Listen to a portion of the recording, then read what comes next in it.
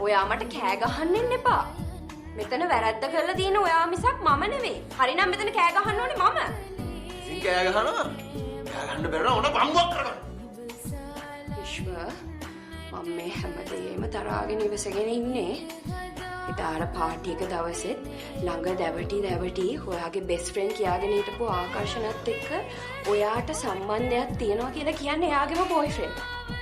මං ගෙදර හිටපු නැති එකම දවසේ ඒ කෙල්ලව මේ ගෙදරට ගෙන්නගෙන තියෙන්නේත් ඔයා. ඒ කෙල්ලගේ කුල්ලා මහරෑ මෙතනට ඇවිල්ලා මෙතන පිස්සු නටලා රණ්ඩු කරලා ඒ කෙල්ලව අරගෙන ගියා. ඒක එහෙම වුණෙත් ඔයා හින්දා. මේ හැමදේම ඉවසන් දරාගෙන ඉන්නකොට ඔයා එන්න එපා මට කෑ ගහන්න. ඔයාට පුළුවන් නම් එකපාරක් මට කෑ ගහන්න. ඔයා කරපු දෙයට මට පුළුවන් විශ්වාට 100 පාරක් කෑ ගහන්න. ඉතින් කෑ ගහනවා.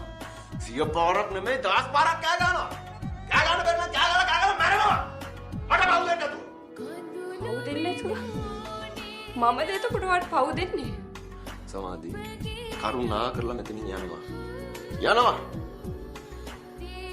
හැමදාම මගේ අර වැරද්දයි මේ වැරද්දයි අල්ලගෙන මම කන එකයි බොන එකයි බුදියන එකයි හැම රෙද්දම අල්ලගෙන නැරෙන්න දඟලන්නේ. තමසට මාව මදි වෙලා තියෙන්නේ. ඒකයි මෙතන තියෙන ප්‍රශ්නේ. මදි වෙලා? තව මදි වෙලා. තමසේ ඕන මගුලක ගිහින් ඕන එකක් කල්ල ගන්නවා. මට ප්‍රශ්නයක් නෑ. තමසට වගේ ගෑනු හිටියත් නෑ වගේ. මොකද්ද විශ්ව කිව්වේ?